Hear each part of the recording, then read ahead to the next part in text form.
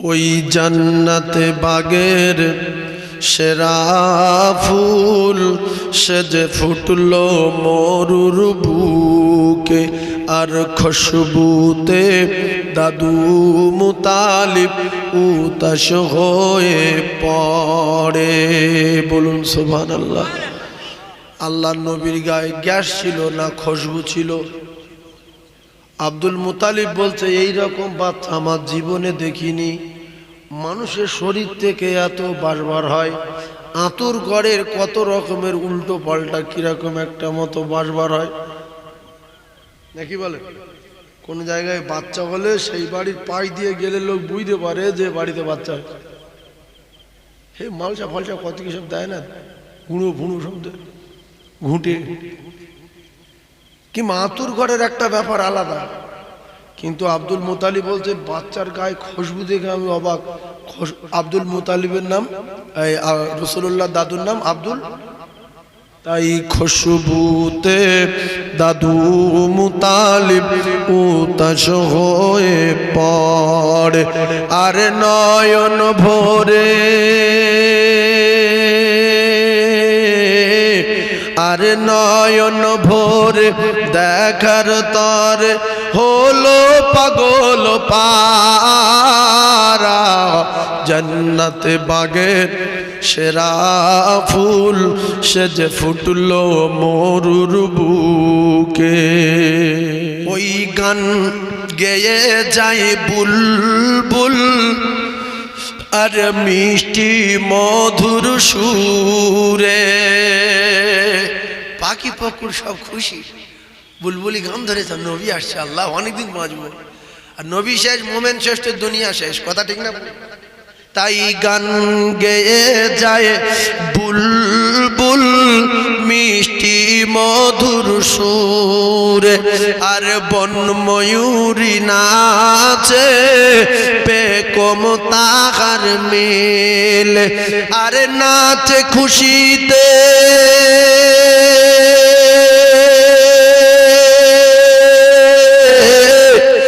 আরে নাচে খুশিতে আসমান জমিন দেখে নবীর হুর বালারা।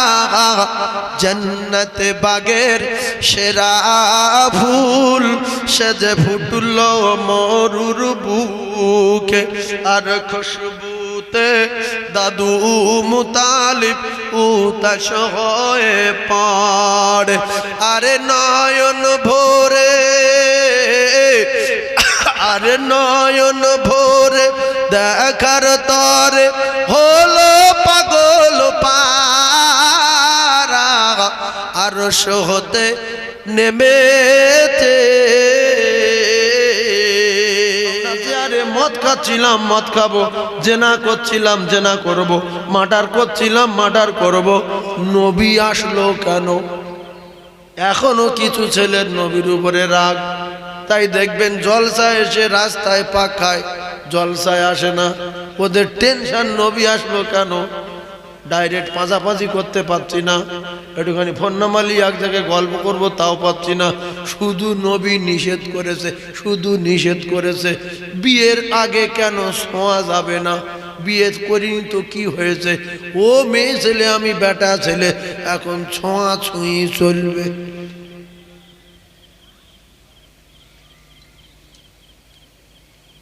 কেউ কেউ হালকা হাসছে, হালকা হাসছে যে ছোঁয়াছে। আল্লাহ নবী বাপ আদম আলাইহিস সালামকে আল্লাহ বললেন, আদম বিশ্ব সুন্দরী দেখে পাগল হয়ে যাচ্ছ, একটু ছুঁইবে বলে ধরবে বলে, কিন্তু বিয়ের আগে ছোঁয়াও যাবে না ধরাও যাবে না। পৃথিবীর এক নাম্বার নারী, বিশ্ব সুন্দরী নারী আল্লাহ যার নিজে হাতে তৈরি করেছিলেন, সেই নারীটার নাম হযরতে মা হাওয়া। কেতাবে লেখা আদম নবীর বাম পাঁজরের হাড় নিয়ে আল্লাহ পাক বিশ্ব সুন্দরী আমাদের মা হযরতে মা হাওয়া আলাইহিস সালামকে তৈরি করেছিলেন। এইবারে একটা মেয়ে ছেলের কাছে একটা বেটা ছেলে থাকলে মনটা ফ্রি থাকে, খুব ভালো লাগে নাকি বলে? আমরা যত জলসা শুনি যাই শুনি, ভিতরে চিন্তা করতে থাকেন কত কি করে বসে আছে। ভাইরা আমার, মেয়ে ছেলে আল্লাহ বলে আদম ছোঁয়াও যাবে না, ধরাও যাবে না, বিয়ে করতে হবে। বিয়ে করার পরে তবে ছোঁও ধরো যা পারো করো, তোমার জন্য হালাল। বর্তমান কিছু যুবক দেখা যায় বিয়ের আগে অনেকে ছুঁয়ে ফেলেছে, না ফেলেন? অনেক মেয়ে ছুঁয়েছে। ভাইরা আমার, বাবাদিরা, মুসলমানেরা, যুবকেরা, জওয়ানেরা, বিশ্ব নবী হাবিবুল্লাহ আকায়ে নামদার তাজদার মদিনা দো জাহানের বাদশা দুনিয়ায় আসলো বলে অনেক মানুষ নবীর উপরে রাগ। তাই মুসলমানের ঘরে জন্ম নিয়ে আজ নবীর বিরুদ্ধে বই লিখছে। নবী ভালো না, নবীর চরিত্র ভালো না, নবীর আদর্শ ভালো না। এই রকম কুকীর্তি করা জাহান্নামী নারী আছে না নাই? সেই জন্য এই মাহফিল সবার ভালো লাগবে না। যে নবী বলেছে ওইটা বেহেশতের বাগান, আমি নবী মানি না, আমি যাব না। আমি জলসায় এসছি, দু চারটে ফোন নাম্বার নেবো, আত্মীয়র বাড়ি খাবো, কেটে পড়বো। এবার যার যার ফোন নাম্বার নেবো, কাল সকাল থেকে ওর ব্যবস্থা করবো। আরে মেয়ে ছেলে এমন জাত, এর সঙ্গে যদি দুটো কথা নরম ভাবে বলা যায়, ও সঙ্গে সঙ্গে পাল্টি খাবে। এই কথা ঠিক না ভুলে কি বলছি? মেয়ে ছেলের একটু মিল দিলি সাগর ঘুরে যাবে না। তুমি সত্যি, এজন্য কথা মাথায় রাখেন। আল্লাহ পাক বিয়ে দিলেন আদম আলাইহিস সালাতু ওয়াস সালামের সঙ্গে মা হাওয়া, আর বিয়ে দিলেন দিন মধ্যে ওয়াজিব, দিন মধ্যে ফরজ। কলিজা টুকরা ভাইরা আমার, আদম নবীর কাছে টাকা ছিল না। আল্লাহ বললেন আদম বিয়ে করলে তো টাকা লাগবে। অনেক লোক আছে মুখু বলে, সখিনা তোমার দেনমো 3001 টাকা, একটা পান দিচ্ছি, খুশি করে খেয়ে নাও, আদায় করে দাও। অত ভোগরুম বাজি কেন, সিটিং বাজি?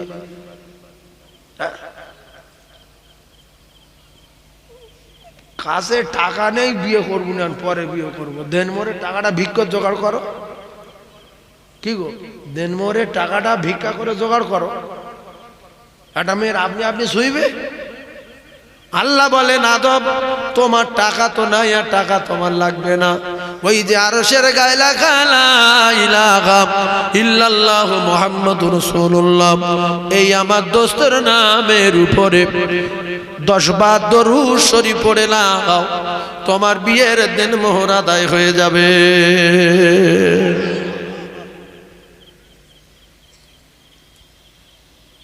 এইবারে মেয়ে ছেলে কাবু করা খুব সহজ ব্যাপার। এদের দিলে যেই রকম মায়া, যেই রকম দয়া, সেই রকম একবারে জাতির কলঙ্ক, শয়তানের জাল। সরকুকুরের দিলে দয়া আছে, তো এদের দিলে দয়া নাই। আবার সরকুকুরের চেয়ে এদের দিলে দয়া ময়া বেশি। ভাইরা আমার, একটা কুকুরের বাচ্চা, একটা জানোয়ারের বাচ্চা, একটা কাকের বাচ্চা, একটা বাঘের বাচ্চা, একটা বাঁদরের বাচ্চা আপনি ধরে দেখবেন, ও বাঁদর আপনার কামড়াতে আসবে, আসবে না? কুকুর আপনার কামড়াতে আসবে। মুরগির বাচ্চা ধরলে মুরগি কামড়াতে আসবে। আর এই জাতির কলঙ্ক কিছু নারী আছে, সরকুকুরের চেয়ে দিলে মায়া, দয়া মায়া কম।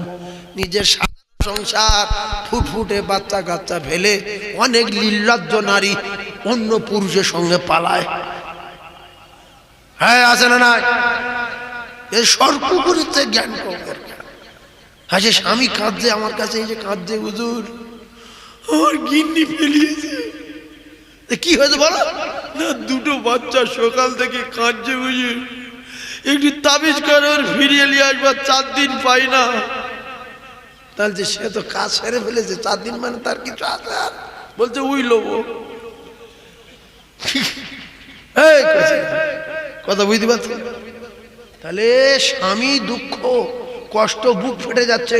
বলছো যা হয় হোক গে, আমার দুটো সোনার মানিকের দিকে তাকিয়ে এর আমি ওর নেবো। ওর মায়া ওর বাচ্চা দুটোর একটু থামাক, একটু কোলে লিক। তারা ভাত খায় না, মা মা করে চেল্লাচ্ছে। মেয়ে ছেলে দেখতে পাচ্ছে, সেদিকে মুখ করে কাঁদছে মা। আরে সীমার বংশ স্বামী ফেলে রেখে সোনা মধু বলেছে ফোনে সবা, বলছে তোমার মতো পুরুষ আর দেখা যায় না। তোমার মুখের ভাষা শুনে আমার দুটো ছেলের কথা ভুলে গেছি, আমার 14 বছরের স্বামীর কথা ভুলে গেছি। তুমি আমার সোনা। এই বকিলের বংশ জাহান্নামী নারী, দুটো বাচ্চা স্বামী সোনার সংসার ফেলে রেখে পেলিয়েছে না পালায়নি। একটা শালুক পাখির বাচ্চা ধরে দেখবেন, ওই বাচ্চা যদি বাড়ি আনেন, বাচ্চার মা এসে বলে তোরা আমার ধর, বাচ্চা ছেড়ে দে। যেখানে যাওয়ার না সেখানে শালুক পাখি চলে আসছে। কাক এসে মানুষের মাথায় কামড়াচ্ছে যে বাচ্চাটা আমার বাসায় দে আর আমার বেঁধে রাখ। এই কথা ঠিক না? এক শ্রেণীর মেয়ে আছে ফোন নাম্বার দেওয়ার জন্য শুধু পাক্কাচ্ছে, ফোন নাম্বার দেওয়ার জন্য। কার শরীরটা মোটা মতো, কার বডি ভালো, কার দেখতে ভালো, কার ওর মোটা মতো, উড়ি খুঁজছে ফোন নাম্বার দেবে। ভাইরা আমার, আল হায়া ওয়া শুবাতুম মিনাল ঈমান, লজ্জা শরম ঈমানের অঙ্গ। এদের জ্ঞান গমি কম হয়ে যাওয়ার কারণে হয়ে গেল ভঙ্গ। শুধু বলছে নবী আসলো কেন, জাতির কলঙ্ক নারী। একটু পরে ঝালাই হবে, বিরাট ঝালাই। একবার দরুদ পড়েন, ভালো করে মনে কর নেই দরুদ শরীফ। আল্লাহুম্মা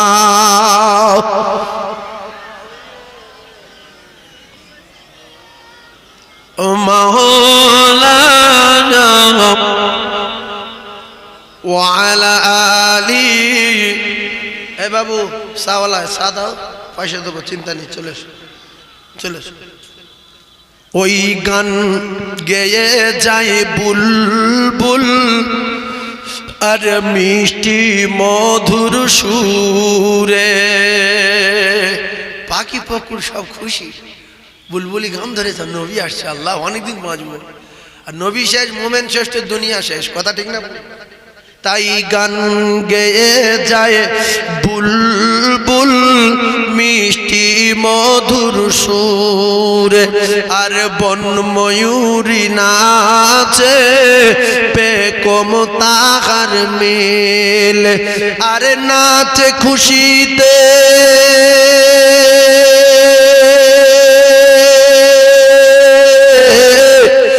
আরে নাচে খুশিতে আসমান জমিন, দেখে নবীর হুর বালারা। জান্নাতে বাগের সেরা ফুল সেজে ফুটলো মরুর বুকে, আর খুশবুতে দাদু মুতালিব উতাস হয়ে পড়ে। আরে নয়ন ভোরে, আরে নয়ন ভোরে দেখার তরে হলো পাগল পারা। আরশ হতে নেমেতে, জোরে বলুন সুবহানাল্লাহ।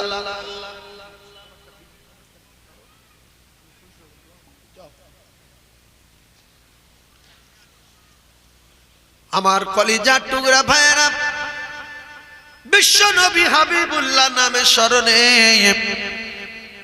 আদম নবী দেন মোহর আদায়। ভালো করে বোঝেন ও কলিজার টুকরারা, যুবকেরা, জওয়ানেরা। এই 4টে বিশ্ব সুন্দরী পৃথিবীর জমিনে বাপজি যারা আছেন শিখেলেন। 4টে পৃথিবীর বিশ্ব সুন্দরী নারী। 1 নম্বর পৃথিবীর বিশ্ব সুন্দরী, এই যত এখনকার বিশ্ব সুন্দরী আছে তাদের কি গায়ে ধারে বাড়ে যেতে পারবে? এখনকার বিশ্ব সুন্দরীগুলো আমরা দেখি 2000 টাকা 3000 টাকার টিকিট কেটে অমুক রায় তুমুক রায়, অমুক চৌধুরী তুমুক চৌধুরী। আর আল্লাহ আর নবী, আমার আল্লাহ নবীর কলিজার টুকরি জান্নাতি রানী হযরতে ফাতিমা জোহরাকে আমার আল্লাহ পৃথিবীর জমিনে বিশ্ব সুন্দরী করে পাঠিয়েছিলেন। জোরে বলো। তাহলে 1 নম্বরে মা হাওয়া, 2 নম্বরে বিশ্ব নবীর জানের টুকরা খাতুনে জান্নাত ফাতিমা। জোরে বলো। এখনকার মেয়েদের দেখে যদি আমাদের মাথা ঘোরে, তাহলে ওদের দেখলে তো হার্ট অ্যাটাক হবে। এই কথা ঠিক না? এখনকার মেয়ের দেখলি বলে আর খাওয়ার ইচ্ছা হয় না। তুমি খেয়েছো? বলছে হ্যাঁ। বলছে তুমি খাওনি? বলে না। বলছে তুমি খেয়েছো মানে আমার খাওয়া হয়ে গেছে। কি রূপ দেখেছি। আর 3 নম্বরে বিশ্ব সুন্দরী যিনি, পৃথিবীর জমিনে যে নারী, ওই নারীটা হলো হযরতে ইব্রাহিম আলাইহিস সালাতু ওয়াস সালামের প্রথম স্ত্রী সারা আলাইহিস সালাতু ওয়াস সালাম। জোরে বলুন সুবহানাল্লাহ। তাহলে পৃথিবীর 4টে সেরা মেয়ের নাম শিখেলে আর ওয়াজ শিখবো না, এইটুকু মুখস্থ করবো যে পৃথিবী আল্লাহ 4টে পৃথিবীর 1 নাম্বার সুন্দরী পাঠিয়েছিল। শোন, একটা হলো মা হাওয়া, 2 নাম্বার জান্নাতি রানী ফাতিমা, 3 নম্বরে হযরতে মা সারা ইব্রাহিম নবীর প্রথম স্ত্রী। দ্বিতীয় স্ত্রীর নাম কিতাবে লেখা হযরতে ইসমাইল জবিউল্লাহর মা হযরতে হাজেরা, দ্বিতীয় স্ত্রী। এই জন্য মেয়েরা যদি তাদের ইজ্জতকে গাট করে, ইজ্জতের দাম দেয়, ইজ্জতের দাম বোঝে, ইজ্জতকে হেফাজত করে, আল্লাহ ওই নারীটার পেটে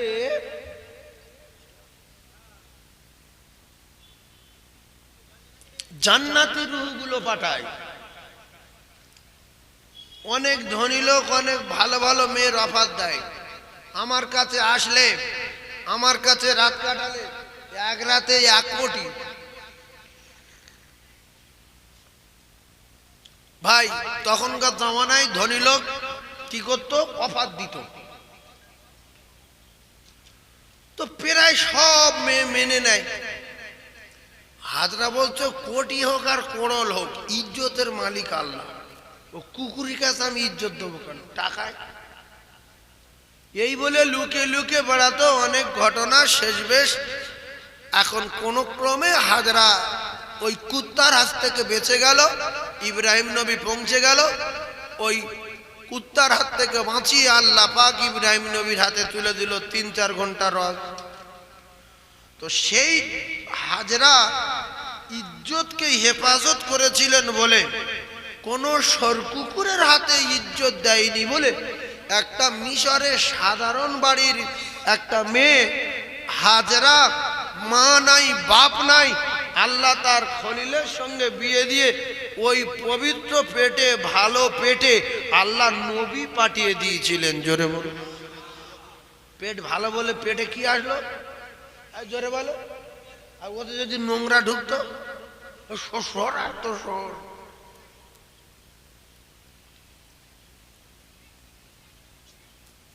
ভাইরা আমার, আদম নবীকে আল্লাহ বললেন ছোঁয়াও যাবে না, ধরাও যাবে না।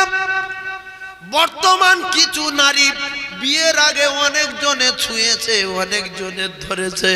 বিচার আল্লাহ করবে, পৃথিবীর কেউ না জানে, আমার আল্লাহ জানে। ও কলিজার টুকরা মায়েরা, জলসার দিনে কোথায় কোন গন্ডগোল করছো, কোথায় কোন সর্বনাশ করছো, পৃথিবীর কেউ না দেখতে পায়। ইন্নাল্লাহা সামিউম বাসির। তোমার ওই চুপি চাপির গল্প আর অন্ধকারের আলোচনা আমার আল্লাহ বলে সব শুনি। আর কোন অন্ধকারে গাছের গোড়ায় বসে আছো, কোথায় লাইট লিভিয়ে দিয়ে চুপচাপ মেরে আসো, আল্লাহ বলে অন্ধকারে আমি আল্লাহও দেখতে পাই। আমি দুপুর বেলা যেরকম দেখতে পাই, রাতের বেলা সেরকম দেখতে পাই। জোরে বলুন সুবহানাল্লাহ। আল্লাহ একটা টাইমে ঘুমায়, বাকি সব সময় জেগে থাকে।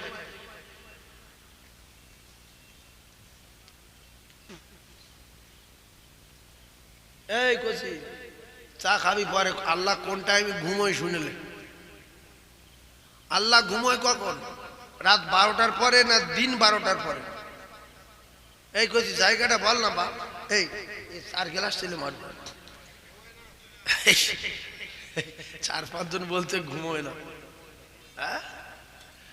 মুসা নবী আল্লাহর সঙ্গে কথা বলতে গিয়ে আল্লাহকে বলছেন, আল্লাহ আমি যতবার আপনার কাছে আসি ততবার দেখি আপনি জেগে আছেন, আপনার কি ঘুম টুম লাগে না? আল্লাহ কি বলে রে, আমি ঘুমই বলছে, আমি জিজ্ঞাসা করছি আপনার ঘুম লাগে না? আল্লাহ বললেন, মুসা দাঁড়াও, তুমি ওই পানির গ্লাসটা হাতে করে লাও, কাঁচের গ্লাসটা ধরো। পানির গ্লাস যখন ধরেছে আল্লাহ বলে, ঘুম মুসা নবীর ধরো। ঘুম ধরে গেছে। এখন কোন মানুষ গ্লাস হাতে করে নিয়ে কি ঘুমাতে পারে? জোরে বলে।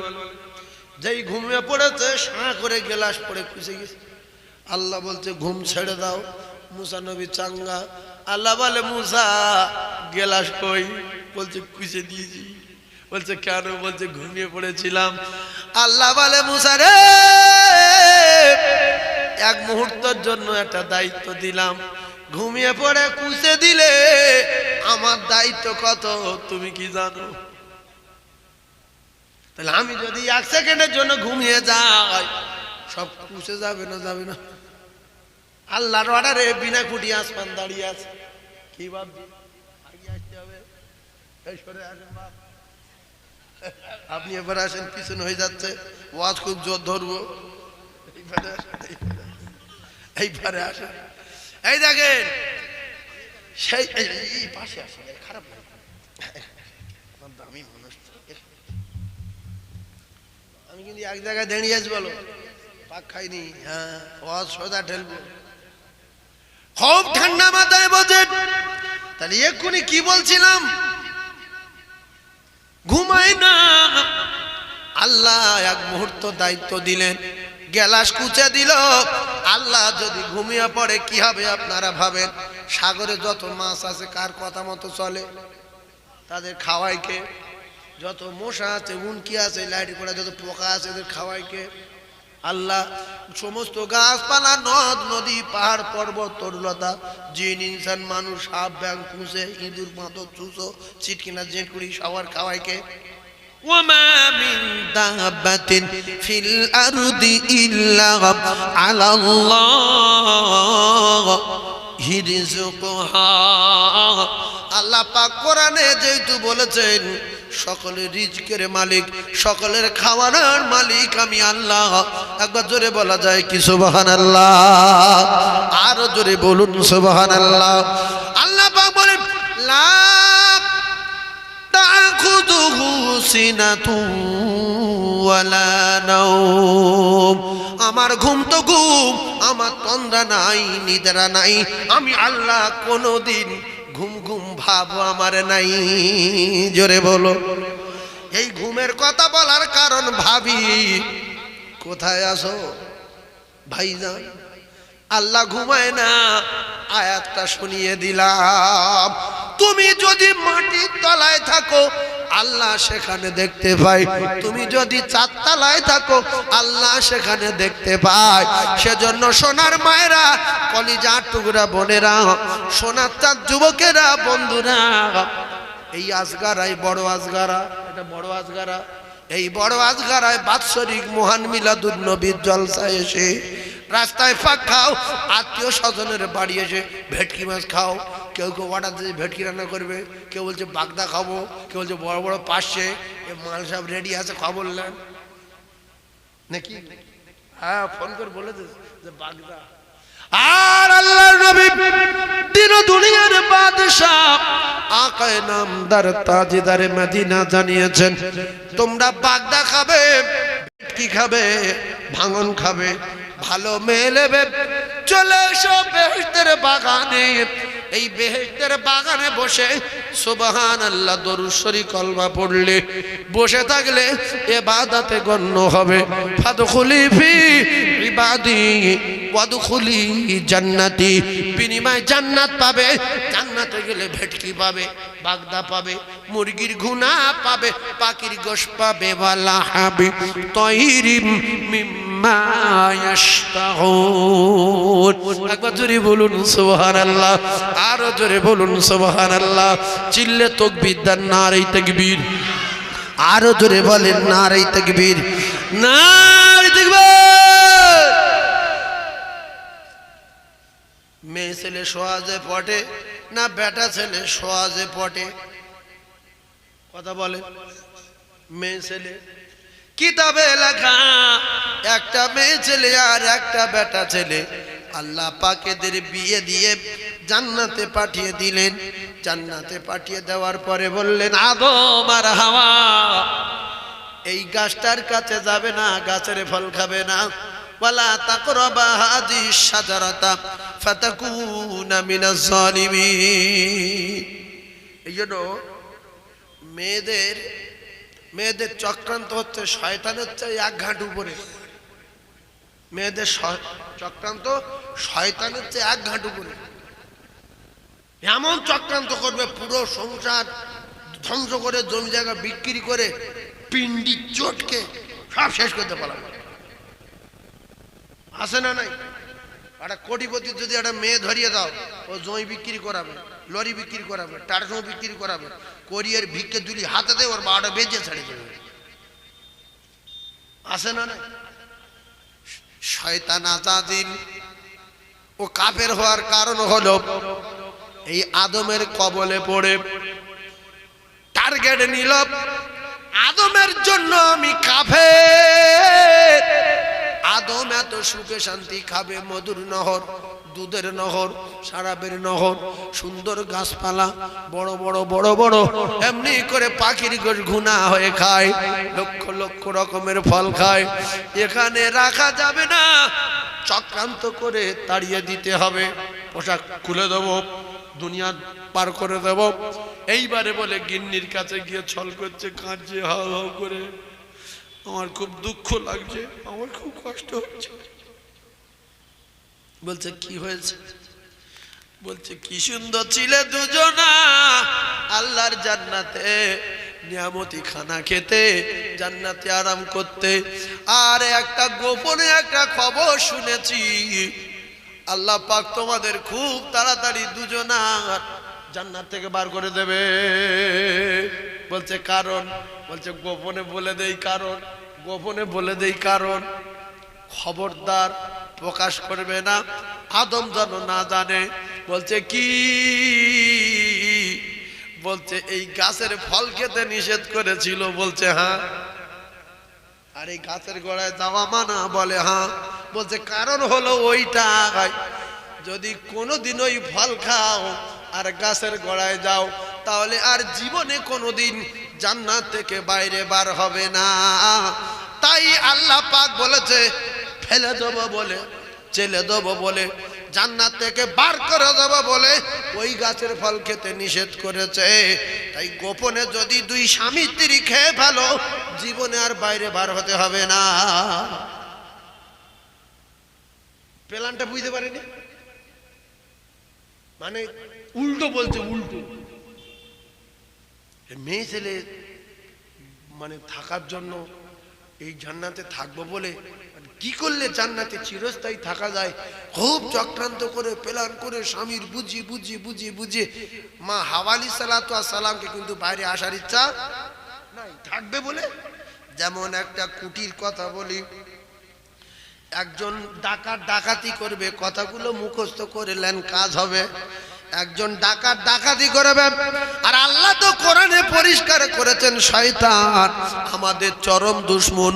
ইন্না শাইতানা লিল ইনসানি আদুউম মুবিন। এই শয়তান, মানুষ শয়তান, কি শয়তান। এখন একটা লোক ওই এক বস্তা টাকা নিয়ে মাথায় করে নিয়ে আর রাস্তা দিয়ে হেঁটে হেঁটে যাচ্ছে, পায়খানা লেগেছে, কোথায় পায়খানা করবে, এক বস্তা টাকা কোথায় রাখবে, টেনশনে মাথা খারাপ। আমি কি করি, আমি কি করি, এত টাকা আমি কোথায় রাখবো, পায়খানা খালি টেনে উপর দিকে তুলছি, আর একটু পরে চলে যাবো, আর একটু পরে চলে যাবো। এখন হঠাৎ একটা লোক ওই টাকার বস্তা চুরি করবো বলে পায়ে একটা খড় জড়িয়েছে, খড় একটা কুটি, কি জড়িয়েছে পায়, একটা কুটি জড়িয়েছে, জড়িয়ে শুধু দৌড় মারছে, কাঁদছে, ছুটছে আর কাঁদছে, পায়ে খড় জড়িয়ে কি করছে, ছুটছে আর কাঁদছে। আর ওই লোকটার কাছে গিয়ে বলে, ভাই রে ভাই, আমি জাহান্নামী রে, আমি জাহান্নামী। এ তো টেনশনে মাথা খারাপ, মাথায় টাকার বস্তা পায়খানা লেগেছে রে, শুধু বলছে ভাই আমি জাহান্নামী রে, আমি জাহান্নামী। ও বলছে ভাই তুই আবার কাঁদছিস কেন? বলছে ঘন্টা 2 আগে আমার পায়ে একটা কুটি জড়িয়ে গেছে ভাই, যার বাড়ি যাই সে বলে কুটি আমার না, আমি কুটি কার কুটি পায়ে জড়ালো কাঁদ দেব, আমি কিয়ামত দিন আল্লাহর কাছে কি কৈফিয়ত দেব, কুটি কার, কুটি কার। এই কথা কিছু বুঝতে পারছি, ওর কাছে অভিনয় করছে, ও ভাই আমি জাহান্নামী। বলছে তো কি হয়েছে?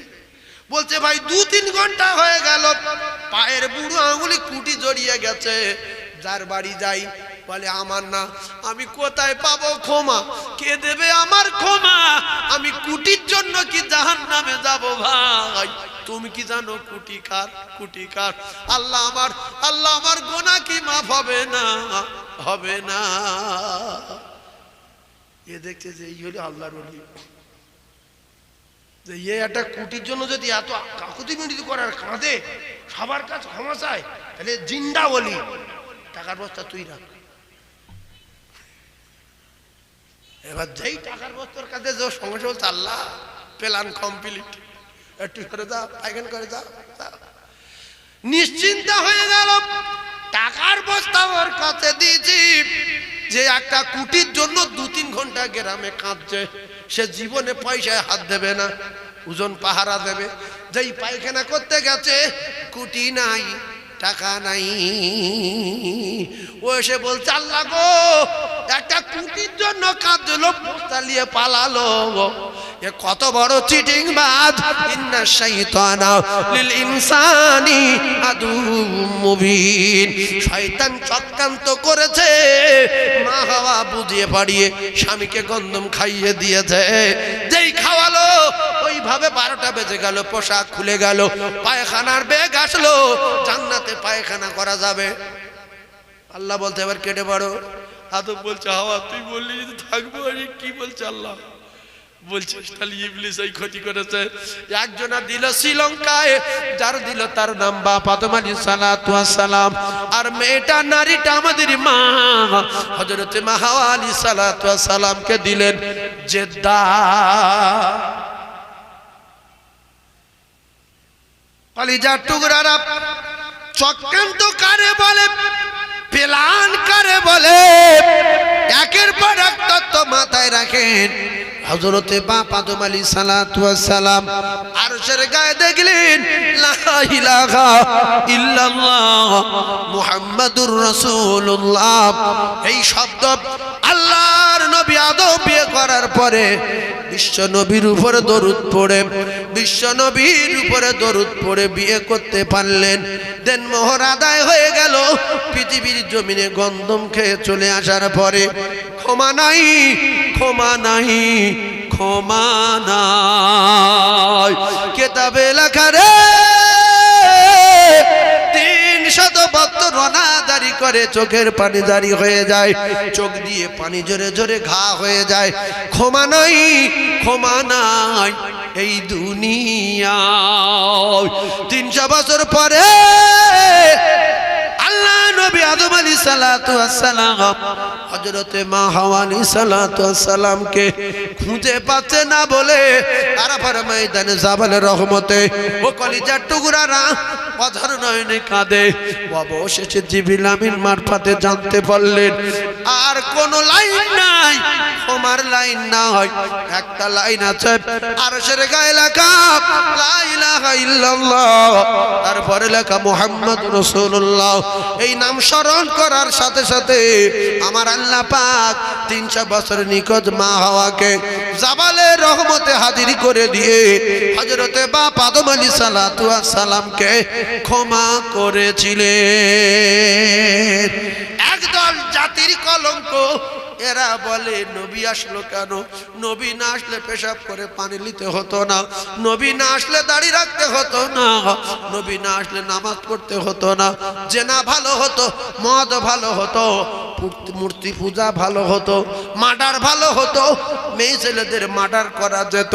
ও কলিজার টুকরারা, নবী না আসলে তোমার বাপ আদি পিতা আদমের দোয়া আল্লাহ দরবারে কবুল হতো না। বিশ্ব নবীর স্মরণে আল্লাহ নবীর নামে দরুদে বাপ আদমকে বিয়ে কমপ্লিট হয়ে গেল। কোথায় ছিলেন ও কলিজার টুকরা? একটু ভাবে আল্লাহ আমাদের এর আগে কোথায় রেখেছিল? কিচ্ছু মনে নাই। কোথায় সেই রূহ জগৎ? আল্লাহ তো এক ফোঁটা পানির মাধ্যম দিয়ে আল্লাহ পাক মায়ের গর্ভে দিয়ে আল্লাহ পাক সেখান থেকে রূহ দিয়ে আল্লাহ পাক আমাদের মায়ের পেটে খাইয়ে বড় করে আল্লাহ পৃথিবীর জমিনে পাঠিয়ে দিলেন। আবার এখান থেকে 60-70 বছর পরে আবার কবরের পেটে যাব। সেখানে গিয়ে কোথায় যাব? কি করব? জান্নাত কিরকম? হাসরের মাঠ কেমন? কোথায় বিচার হবে? কেমন মিজানের পাল্লা রে? কত বড় পুলসিরাত, সে জায়গাটা কেমন? একটু রাতের বেলা বিছনায় মাথা দিয়ে একটুখানি ভাববেন, চোখে পানি রাখতে পারবেন না। জানলের আগে কোথায় ছিলাম? মরে যাব, কোথায় যাব? 2 কোটি বছর পরে কি ফিরে আসবো? তাও না, আর কোনোদিন ফিরবো না। সেখানে কতদিন থাকবো, সেখানে কি হবে জানি না। তখন আপনার মনে মনে হবে আর কোনোদিন মিথ্যা কথা বলবো না, আর কোনোদিন নামাজ কাজা করব না, আর কোনোদিন চুরির মাল খাবো না। একটু ভাববেন যে সেখানে কতদিন থাকবো, সেখান জায়গাটা কিরকম। সেখান থেকে কেউ ঘুরে আসেনি, শুধু আলেম ওলামারা বলে সেখানে গিয়ে বাঁচবে, সেখানে থাকবে, হিসাব দিতে হবে। সে জায়গাটা কিরকম একটু ভাবার দরকার আছে না নাই? দুটো পায়ে ধরে বলছে একটু ভাবেন, একটু ভাবেন। বিশেষ করে হারাম মাল খাওয়া ছেড়ে দেন।